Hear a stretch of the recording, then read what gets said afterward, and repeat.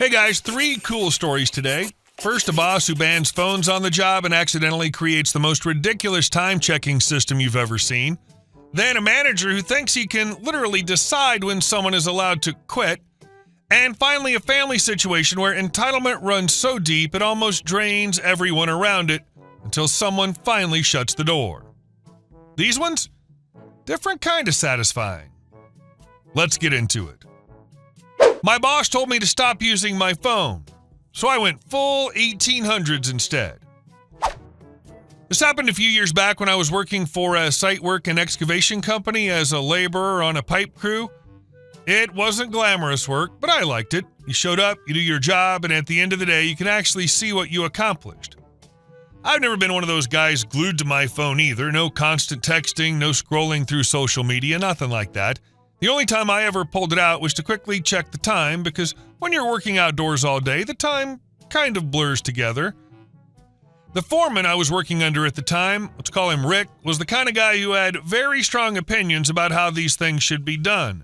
Some of those opinions made sense, and some of them felt like they existed just so he could hear himself enforce them. One morning we were laying pipe, and I pulled my phone out for maybe 2 seconds to check the time. He spotted it immediately and came over like I just committed a crime. "Put the phone away," he said. "No phone's on the clock." "I'm not using it," I replied, "just checking the time real quick." He didn't care. "If you want to know what time it is, get a watch. I don't want to see that thing out again."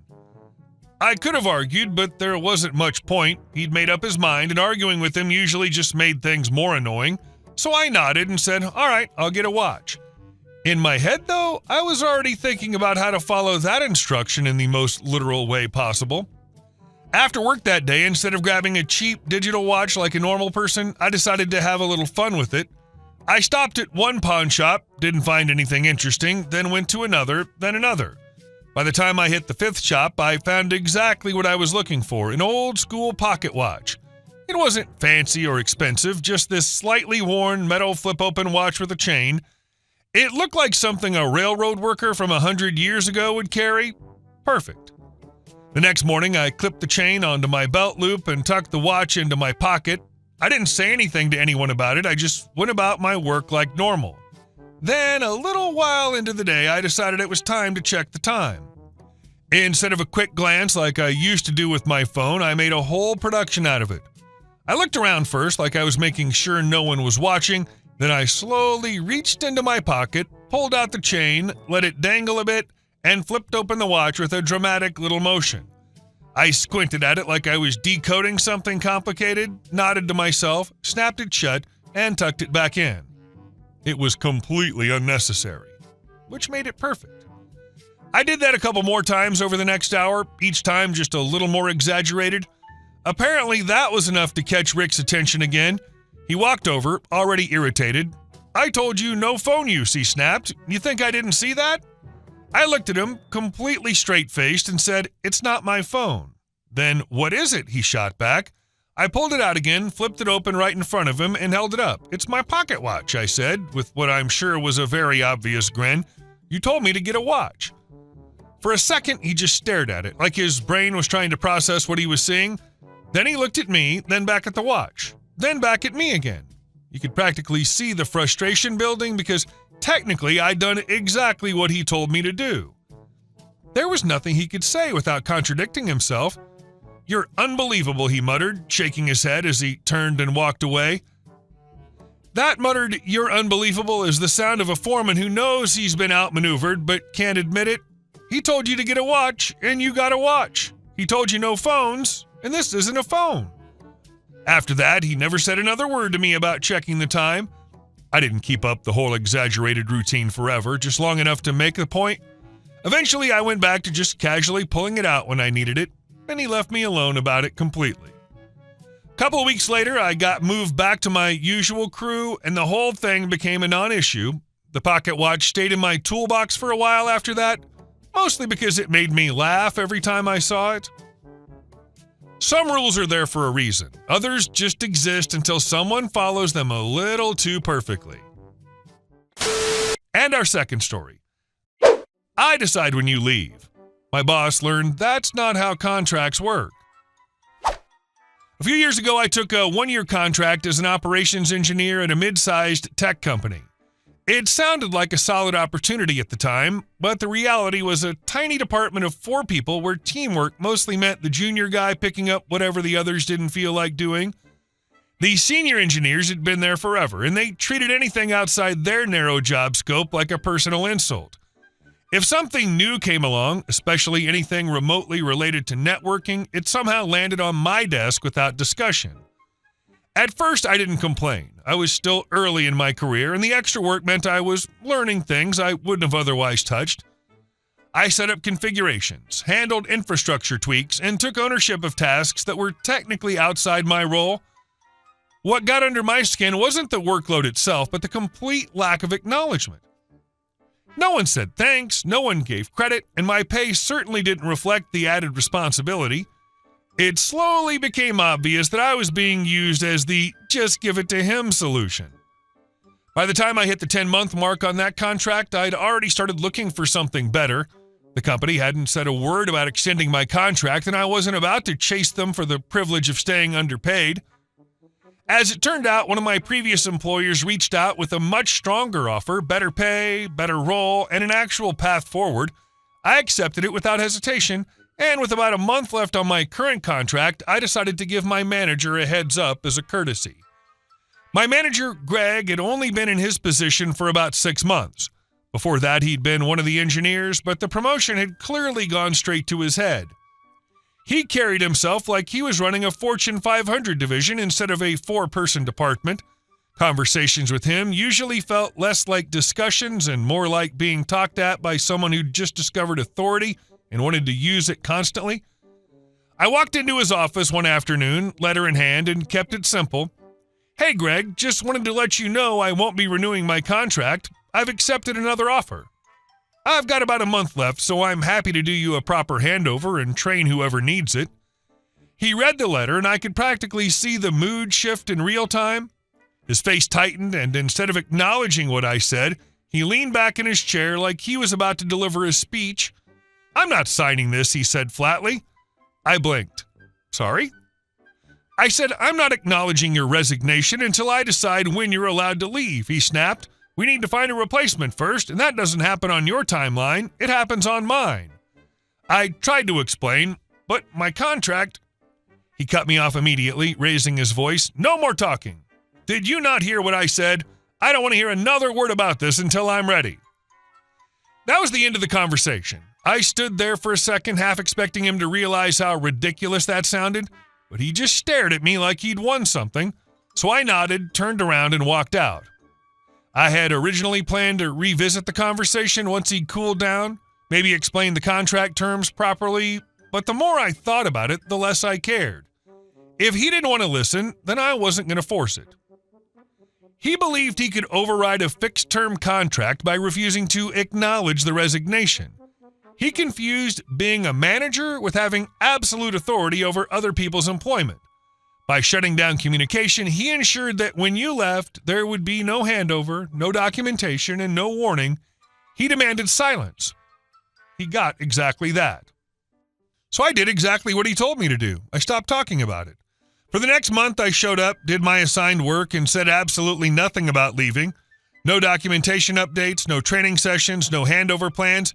If anyone asked about ongoing projects, I answered just enough to get through the day and moved on.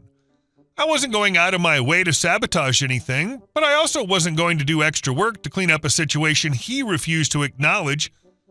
The funny part was that no one else seemed to notice. The senior engineers were still avoiding anything outside their comfort zones, and Greg was too busy acting important to pay attention to the fact that the person handling half the infrastructure work was quietly counting down the days. When my final day arrived, I packed up my things like any normal exit. I walked into Greg's office again, placed my laptop, badge, and access card on his desk, and said, "Here you go." He looked at the pile, confused. "What's this?" "My stuff," I replied. "Today's my last day." He actually laughed at first, like I was joking, then his expression shifted back to that same irritated authority. "Stop messing around. I told you I haven't acknowledged your resignation yet.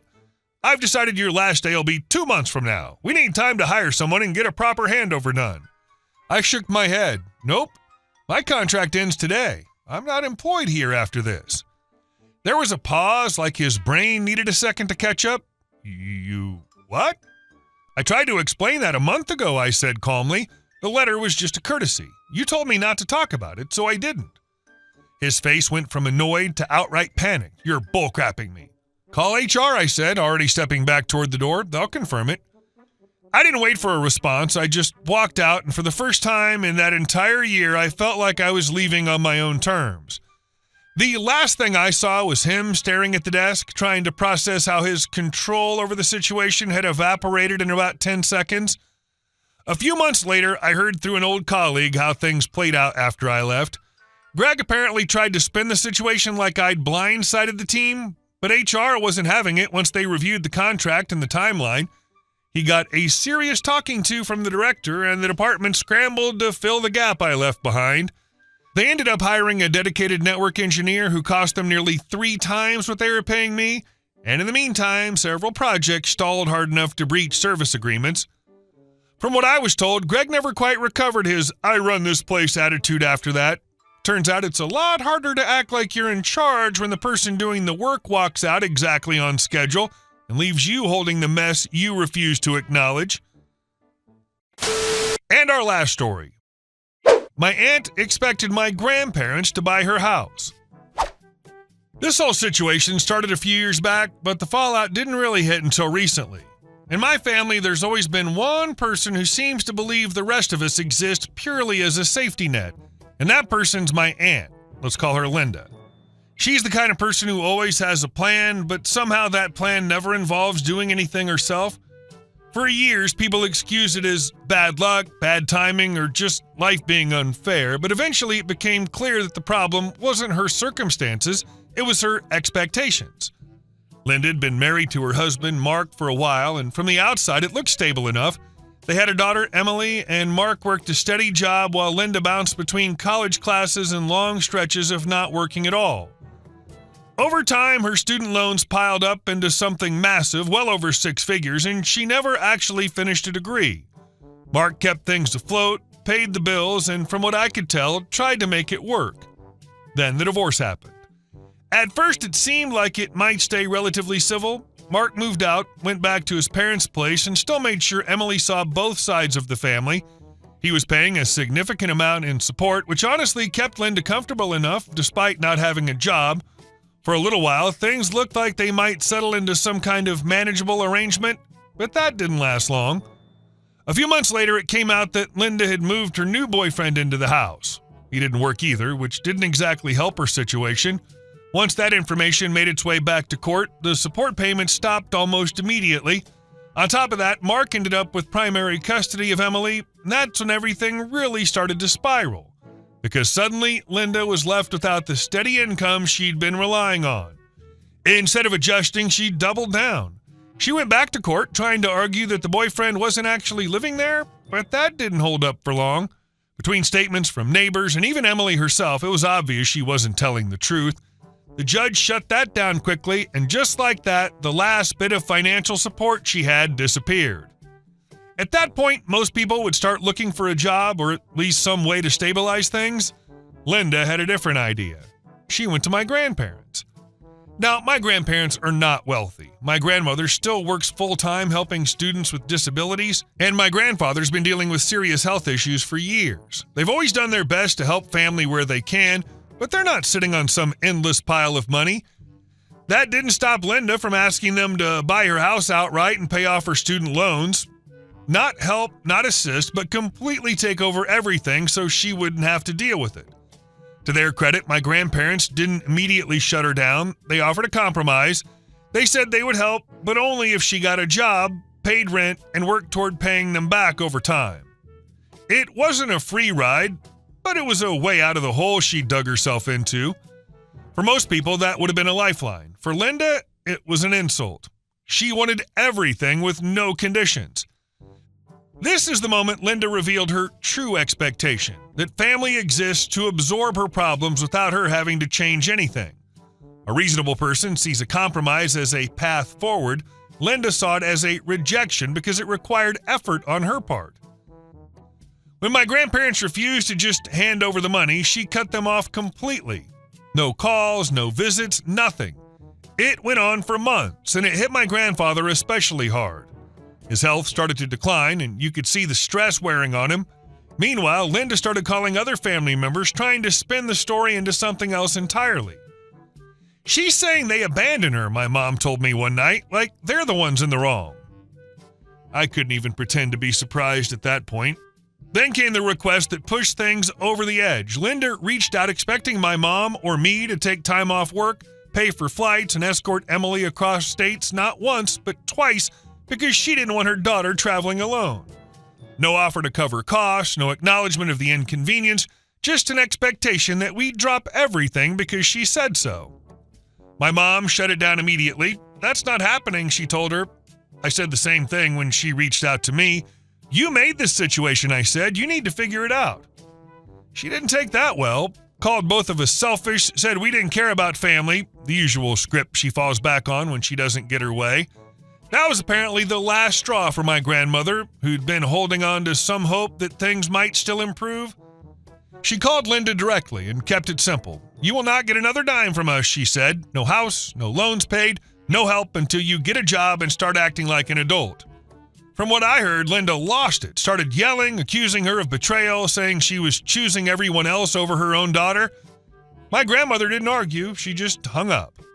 Since then, things have been quiet in a way they haven't been for a long time. My grandfather's been doing better, actually eating again, and the tension that used to sit in every conversation is finally gone. Mark still brings Emily around, and the relationship there has started to repair itself now that the constant drama isn't hanging over everything. As for Linda, reality finally caught up with her. The house is gone, the boyfriend disappeared once the money dried up, and she's been trying to find work without much luck. The last thing I heard was that she sent my mom a message saying she didn't know what to do. My mom read it, put her phone down, and didn't respond. Best one? Second story. I decide when you leave. Because this is that perfect mix of calm, controlled, and absolutely devastating. He didn't argue, he didn't fight. He just followed instructions and let the consequences land exactly where they were supposed to.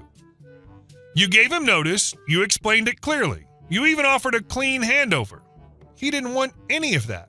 He wanted control, so he said, no more talking. And that right there, that was the moment he lost everything. Because from that point on, you did exactly what he asked. You stopped talking, you stopped explaining, you stopped helping. And when the contract ended, you walked.